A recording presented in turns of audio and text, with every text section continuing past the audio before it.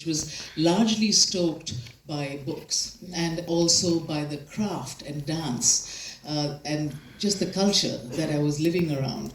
One of my earliest memories is watching Sanjukta Panigrahi, the great Odissi danseuse, just do her riyaz, her practice in front of Rajarani temples, which was not a living temple at the time. It was just, grass growing around it. But I was very closely in front of really ancient arts, and I knew that I was ignited by that. Long journey led me to finally get completely hooked by jatra, by traditional mythological theatre that would come through Bhubaneswar, and I would go with my driver and sit in these fields and watch Prahlad Nataka. I would watch great Sanskrit mythologicals, and they were like two guys, on hashish, on stairs going to nowhere, and they would take us into real realms of good and evil without much at all, except this extraordinary, oral tradition. Anyway, I thought, and then became an actor myself. I was also very influenced by Shakespeareana, by the traveling theatre of first Geoffrey Kendall, who would come to our schools and perform, but also then Barry John, who would come with wonderful actors whom I now work with, on all of that. So I thought, I thought I was an actor. And I really did devote myself to about 4 or 5 years of being an actor while I was at Delhi University, and even before. I worked with the Red Curtain in Kolkata, I worked with Theatre Action Group in Delhi.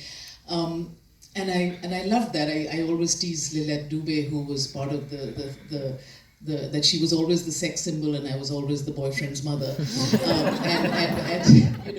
But there was a certain intuitive happiness to be on stage, even though I did not love working only in the English language. But what I saw about being an actor, at least in that time, was that I didn't have any control. I didn't have any control of anyone. I mean, they were in control of what I would play or the vision of the piece or any of it. And largely, growing up cheek by jowl in India, as we mostly do, cheek by jowl with those who have and those who have nothing, I was always incensed by the inequity of our society. So I wanted to do something about that, and I always did.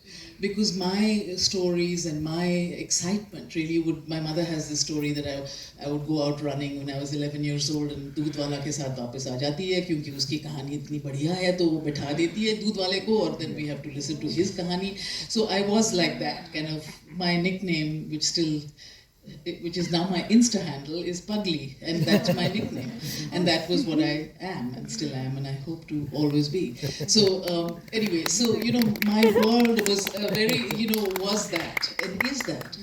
And but I also thought I was maybe an academic because I used to get, I never would attend university, and still I sort of topped Delhi University without attending classes just because I was good at exams. And I didn't respect that at all.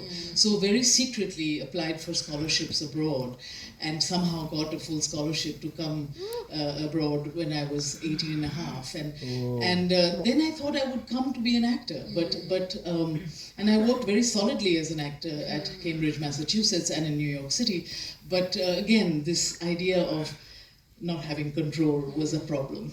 And then I had to go back to university and pay my dues. And fortunately and very luckily, and really not with much of a plan, stumbled into an extraordinary course in cinema verite filmmaking, the cinema of truth, which was taught by Ricky Leacock, who pretty much founded the handheld camera and the mobile camera, and his colleague D.A. Pennybaker. If I have mentors in our tradition of film, it would be Ricky and Penny, who sort of were the gurus of, at least they kept me on a path of, truth, And anyway, so I began really making documentary filmmaking. Right. And that's something that no one really understood back home.